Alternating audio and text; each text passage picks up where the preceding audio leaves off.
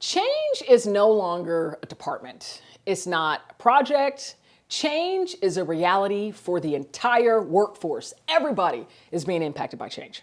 If you yourself are not leading change, then you're being led by it. So in this video, I'm breaking down why change leadership isn't just a nice to have skill, but a business critical imperative in today's world of constant disruption. And that means whether your title includes change leader or not. And as a bonus, I'm going to share what I see in my work around the world great change leaders doing consistently.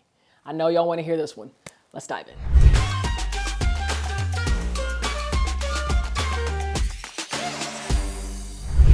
All right, let's start with 3 reasons why I see change leadership being an imperative today. And this is from wherever you sit right now in your organization. The first reason is that change is indeed constant. And there are huge waves of it that's happening, and it's accelerating at an increasing pace, and people are tired.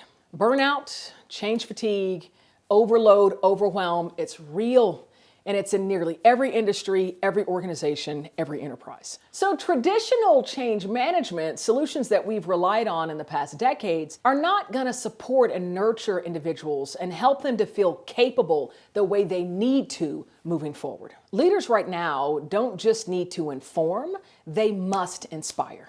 The second reason is that AI, hybrid ways of working, and constant disruption are demanding a new kind of leader. In our modern day, change is being driven by policy shifts, by AI integration, by overall just technological shifts, by cultural shifts, and cultural expectations. And the truth is, people don't want perfect leaders. They just want real ones. They want authentic ones. They want someone who is vulnerable, who is present, and who they themselves are adaptive.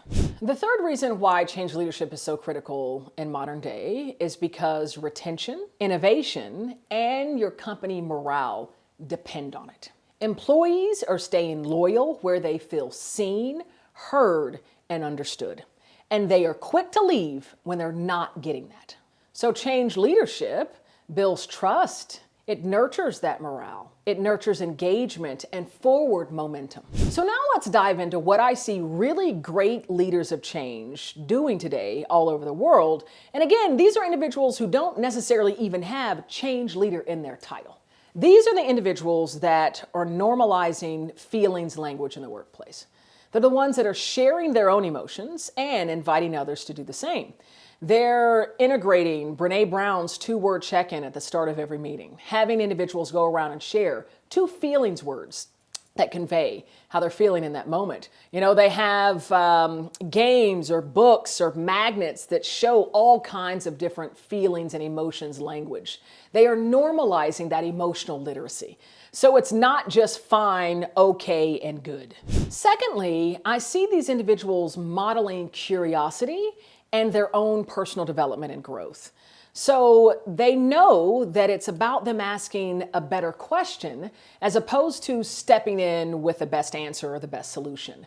They want to pull the best out of others as opposed to always being seen as having the right answers or the best answers. And when I talk about their exemplifying personal development and growth, it means that they're open and honest when they've fallen down, when they've made a mistake, when they've done something wrong or lost or eroded some level of trust. They're very open and honest about that and what they learn from it, what they're going to do differently, and in turn, how they've grown as an individual, as a contributor, as a leader. Third thing that I see these exceptional leaders do is they're communicating very clearly and candidly, and their communication often acknowledges the emotional culture, the emotional landscape of the individuals receiving the message and the tone of the message itself. They're also creating space for feedback, pulse checks, and they're not just waiting to an annual performance review. They're always asking for feedback, what's working, what's not working. They're listening to the voice of their employees so that they can get better. And I see this strive to ensure that the intentions that they have are meeting the impact that they wish for individuals, for teams, for organizations, for the business. And they do that through the use of pulse checks, feedback loops, having impromptu one-on-one conversations about how are things going. When I said this earlier, did you get, what I was meaning to say? Constantly want to understand, am I having the impact that I'm intending to have? Last and certainly not least, and I wish that this number was much higher than what I've seen, but these individuals, these leaders, are embracing the power of their own vulnerability to inspire those around them. And honestly, they're being incredibly courageous to step into moments of vulnerability within themselves and sharing that with their teams and with their organizations. They're not just stepping into performative positivity. This reminds me, I was doing some work with an organization not too long ago, and I was working directly with their CEO, and they were about to embark upon a massive acquisition, billions of dollars, and he was the one that was leading through it. And so there was a first time that all the leaders were meeting together, all of his senior leaders in one place. And he was going to be the one introducing me, as well as putting some remarks or sharing some remarks before I came on stage. And I asked him, how are you thinking about talking to your own emotions and maybe your own trepidation as you're moving into the acquisition? How are you thinking about kind of voicing that? And he looked at me like I had three heads. He's like, Cassandra, well, you're asking me how am I thinking about doing that? I have to be honest, I'm not thinking about doing that because that's not something that I do. They know that I'm not an individual who talks about feelings or he talks about emotions. And I told him, I get it, and you're not alone. I said, what I will do, though, is invite you into a moment of vulnerability. I think that it will be an incredible way to tee up my message, and I really think that it will go so far with your leaders. Because as much as you might be feeling more excitement than hesitation, there are people in that room that are not going to be matching that same energy. There are people in that room that are likely terrified. So if you can offer a little bit of vulnerability, you're going to increase the amount of trust and connection. And so he nodded his head. He's like, okay, I get it. I had no clue if he was actually going to do it. I honestly didn't have a clue if I was going to be invited to do that speech. But day of, he did get vulnerable.